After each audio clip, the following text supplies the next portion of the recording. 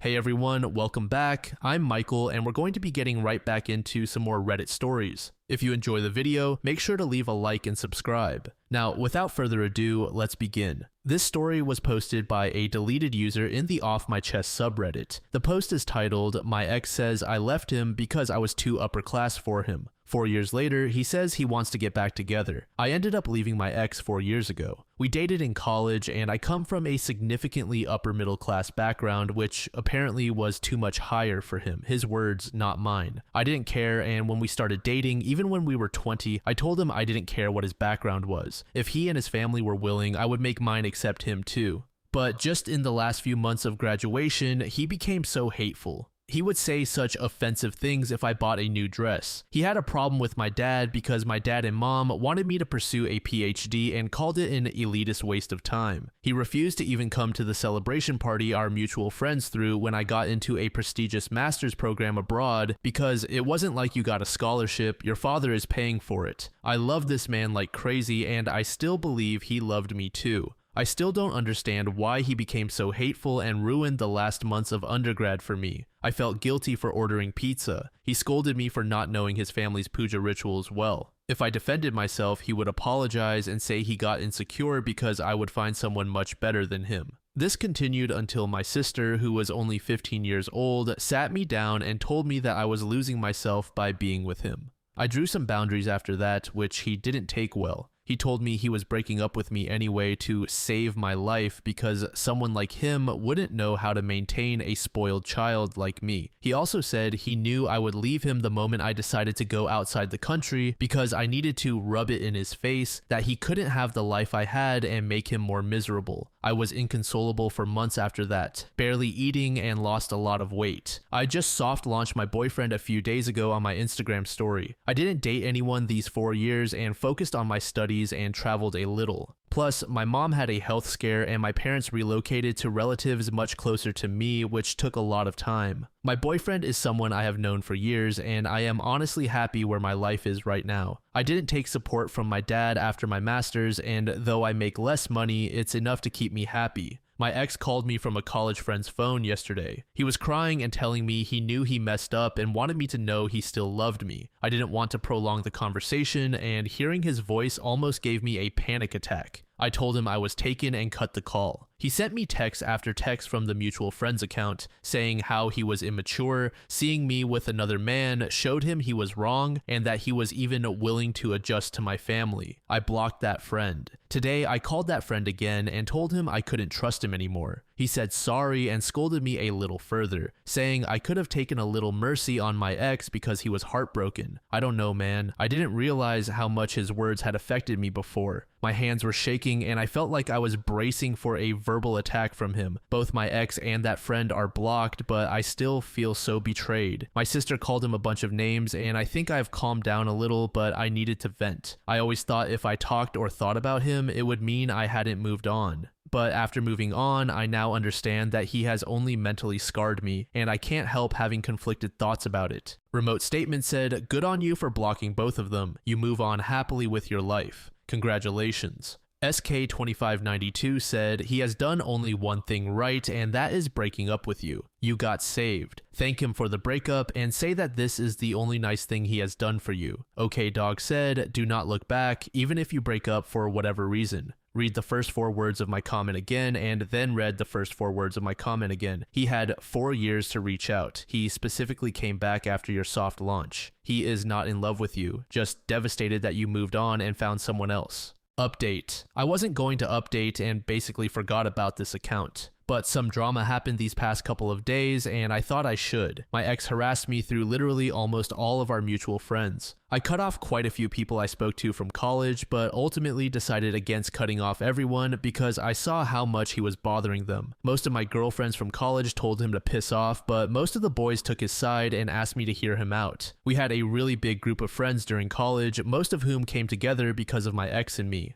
So cutting people off who I have genuinely held close to my heart hurt a bit. Plus, despite most of my girlfriends telling him and his flying monkeys off, one of my closest friends is married to a friend of my ex, and even though she told me she could handle her husband, I could sense that she was getting frustrated. I asked her advice on how to deal with this, and she promised me everyone would stop bothering me if I just talked to my ex once. I did. He called me when he was at my friend's house and I was so mad. I asked him why he was bothering me this way. He sounded like he was sniffing and his voice sounded very emotional. Throughout the entire time, he explained how he was going through depression, had self-confidence issues, and took it out on me. When he realized that he had been bad to me, he spiraled further. He now knows my background isn't my fault, and he will do anything for things to go back. Then he said he wanted to contact me these years but didn't want to disrupt my career. Only when he saw me with my boyfriend did he think he might have been too late and needed to talk to me. He then asked if there was really no way for us. I was very, very angry, more at his audacity than at him, because he really made me lose respect for so many people,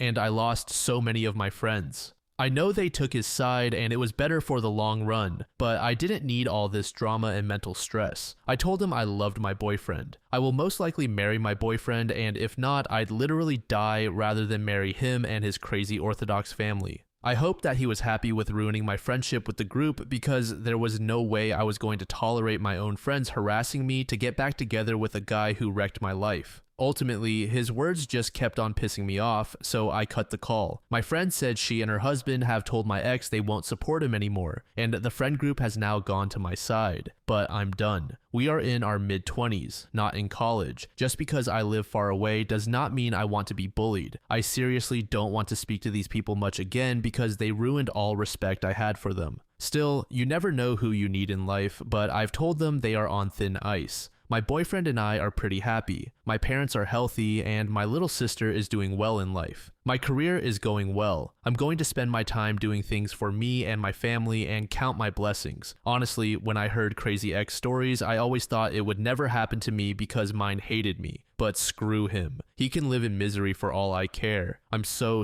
glad I dodged that bullet.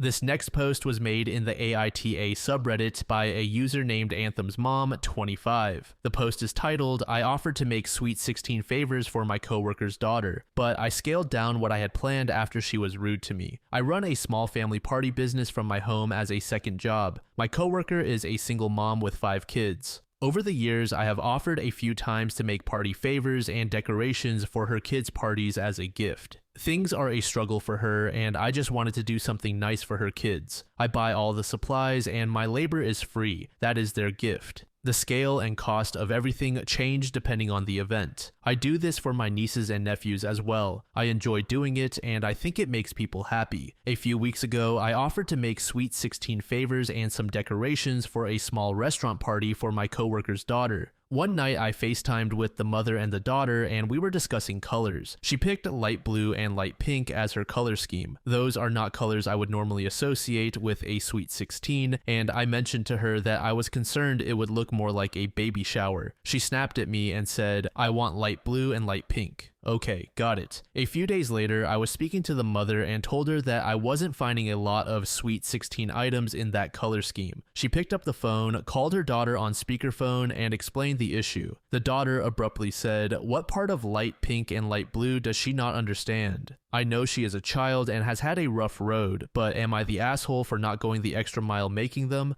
I offered to make favors and I will make sure they are beautiful, but any joy I have in making them is totally gone. Normally, I would do a couple of surprises along with the favors, but I just don't have it in me. I feel terrible for being upset at a child. I feel like such a terrible person. Any advice on what I should do?" Update. Last week, I was looking for advice on a situation. I run a small party business from my home as a second job. I had offered to make sweet 16 favors for a coworker's daughter who was having a small restaurant party. I was paying for all the supplies and the favors were my gift. My coworker is a single mom with 5 kids. I really offered because of my relationship with the mother. We have worked together for over 20 years and I really do love her. She's had a very hard road the last few years. 2 really bad husbands and honestly, terrible taste in men. I was discussing the color scheme with the daughter and mom over FaceTime, and she mentioned that she wanted light blue and light pink as her colors. I don't typically associate those colors with a Sweet 16, and I was slightly concerned it might look like a baby shower. She was not happy with that statement and repeated light pink and light blue in a very harsh tone. A few days later, I spoke to the mother and explained that I was having issues finding what her daughter wanted in those colors. She called her on speakerphone with me in the room, and the daughter said loudly, "What part of light blue and light pink does she not understand?" I walked away super upset. I had planned on making her favors and then surprising her by going to the restaurant before the party to use matching tablecloths, chair covers, and fancy balloon centerpieces. The mother and I had talked about this, but the daughter did not know. It was going to be a surprise. I just didn't feel like doing the extras after she acted like that. Here are answers to some questions that came in. The daughter absolutely knew that this was my free gift to her. She knows there's no charge for this. She knew I was on the call both times. A number of people thought I was rude for saying I didn't like the color scheme. Unfortunately, I'm a doormat. The daughter set the tone of the conversation early on, and there was no way to get it on a positive note. All I could think was that she didn't like having a small party and wanted something much bigger, but her mother cannot afford it. Some people thought this might be a coming out party of some kind, but I know that it's not. Some people thought I was being too sensitive and needed to get over a rude 16-year-old. I deal with rude people every day, and I do it with a smile. Honestly, it's a gift. Being rude just means you're not happy, but I was upset because I've known this child since the day she came home from the hospital. I would have hoped I meant a little more to her. Apparently, I was incorrect. I know better now. Some people thought the mother was wrong for not correcting the daughter immediately. Sadly, I agreed. It was such an uncomfortable conversation. She apologized for her being a teenager when we got off the phone. I thought it was a cop-out. I definitely think the daughter has the upper hand in the mother-daughter relationship. Getting me involved is just awful. Lastly, many people told me not to make the favors and to tell the daughter that I was unable to find what she wanted and unable to make them. I am going to make the favors, but I'm not going to do anything else. I had budgeted $150 to make the 18 favors. To be honest, I'm broke. $150 is definitely something I don't need to spend, especially on a kid who is extremely rude. I totally offered, and I will absolutely make them, but I'm not going to do anything else. Let me explain, I can't help volunteering. No matter what it is, I'm the first one to volunteer. I offer my time and my party supplies way too easily. I'm at the point now where I do more free labor work than paid work. Even if somebody pays for the supplies, it never covers the whole thing. It always costs me something. I have to start working on getting paid parties and less free stuff, but I'm really having a hard time with so many people who are so used to getting my services for free. Last week, a woman asked me to make favors for her daughter's college bed party. In the past, she had paid only for my supplies. I explained to her that I could no longer do it for free and that I would have to charge her, even if I gave her a good discount. She was totally upset that I had the nerve to ask her to pay. I've done 4 or 5 things for her for free in the past, but for some reason, she felt I was in the wrong. She complained to so many people about me. How dare I charge her? Meanwhile, we're not even close friends. My Reddit family is a harsh judge. You have given me some perspective to realize that all of this is absolutely my fault for allowing my friend's daughter to talk to me that way, and that I'm stupid for making the favors. I just don't have it in me not to make them. But it's really pushing me to take a stand and set some kind of boundaries because I can't keep giving it away for free. It is going to be the death of me. I'm way too stressed about meeting deadlines for people for free and not taking on more paid work. Wish me luck. Update 2. A few weeks back, I asked for advice. I had offered to make Sweet 16 favors for the daughter of a longtime co-worker and friend. She was having 20 girls at a small restaurant. The favors were my gift, and I had a $150 budget. My friend and co-worker is a single mom of 5. I just wanted to do something nice for her. I have a small family party business as a second job, and I thought I could help. I fully admit I'm a doormat and offer to help people way more than anybody would offer to help me. It's so hard for me not to offer. I had FaceTimed with the mother and daughter to discuss colors for the favors. The daughter said she wanted light blue and light pink. I told her I was worried that it might look like a baby shower. She then rudely answered back, light blue and light pink. In my previous post, a lot of people criticized me for being negative about the color. As I explained before, I really didn't care what color she picked. I just was worried it would look like a baby shower. We had one more negative interaction, and I decided to do the favors I promised, but I decided not to do anything extra. I was thinking of going to the restaurant and setting up tablecloths and chair covers. I have known this child since the day she came home from the hospital. I was very upset about our interactions. She knew this was free and that it was my gift to her. So the party is this weekend, and I brought the favors to work today. I made 24 pink gift bags with blue tissue paper and matching wired ribbon. Each bag has chocolate covered pretzels, chocolate Oreos, chocolate marshmallows, labeled chapsticks, and cute pink sunglasses with the birthday girl's name on the side. My friend thinks her daughter is going to love them, which I'm happy to hear.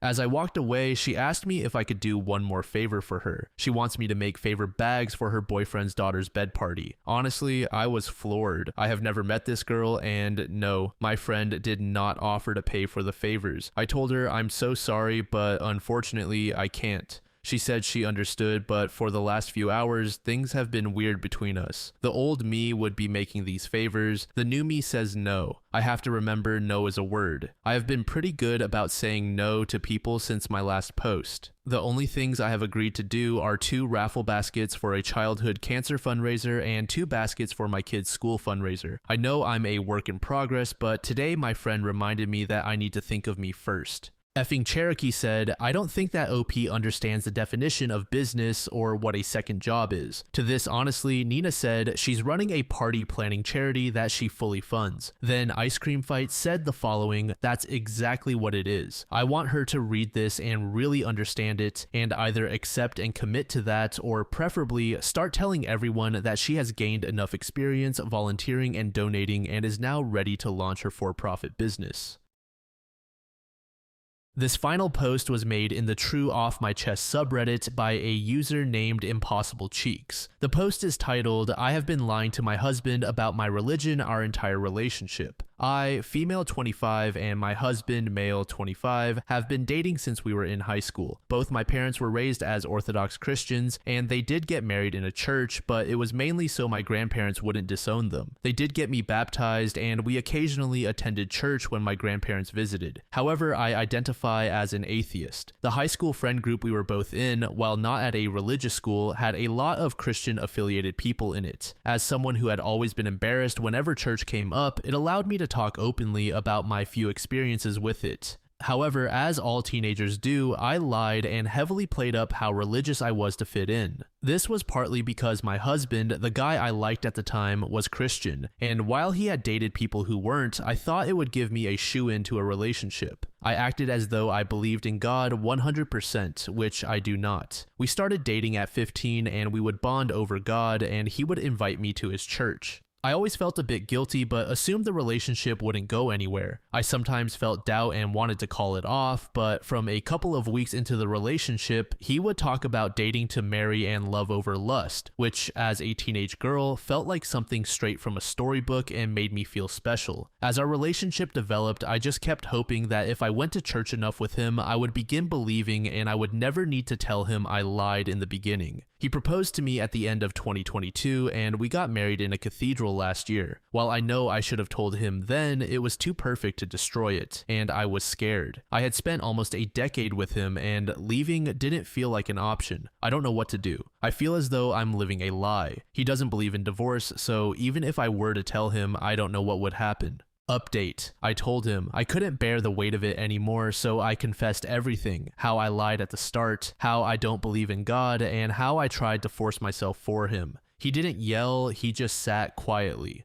Just to clarify from the last post, he isn't Orthodox, he is Protestant. When we were in high school, whenever we talked about religion, I would say I agreed more with Protestantism than the religion I supposedly was. When we got married, it was in a church, and he fully believed I converted with little doubt in my new faith. After I told him everything, he left. He went to his parents' house, and I didn't see him all weekend. He didn't call, text, or anything. On Tuesday, he returned home and sat me down to talk. He is understandably heartbroken, not because I'm not Protestant, but because I lied. He isn't sure if it's the real me he loves, and his trust is broken. I asked him how he wants to move forward, but he hasn't decided. He has always dreamed of a family with me and doesn't want to lose that, but that dream has already been destroyed by my confession. I've suggested going to relationship counseling, but he says he isn't ready and is scared that they will try to save the relationship rather than give truthful advice based on his past experience with family therapists growing up. I really hope he wants to stay and forgive me for what I've done. I've explained that if we have children, I am happy to raise them under Christian beliefs and even continue attending church with him, though I am nervous this would build more resentment. I love him so much and would do anything to help him want to stay. The final filter said, OP basically pretended to be someone she wasn't, and in doing so, lied to her husband throughout the whole relationship. So I understand why he can't just forgive and forget. I am not trying to demonize OP, but this is a pretty fundamental part of who a person is, at least in my experience, so to lie about something like that is not something you can just shrug off. Jay Tanka said, the reality is that she prioritized herself and her wants over everything else. There were so many points at which she could have been honest about her feelings and beliefs. As an atheist myself, this is insanely selfish. She has completely torpedoed their marriage, and it feels like she has only done that because, again, she cannot live with the guilt. Not because it was the right thing to do. He will never be able to trust this person again when he feels like he doesn't even know who she is as a person. You don't recover from that. Thank you so much for making it to the end of the video, and thank you also to partner of the channel, GamerSupps. Use code DLAM to support the channel and get 10% off of your purchase, link in the description. I'm sure many of you like me have a hankering for daily caffeine, so go check them out. Lately, I've been a big fan of Titty Milk and Acid Rain, but they've got dozens of other flavors for y'all to try out. Anyway, thanks again for reaching the end, and I hope you all have an amazing passage of the next 24 hours.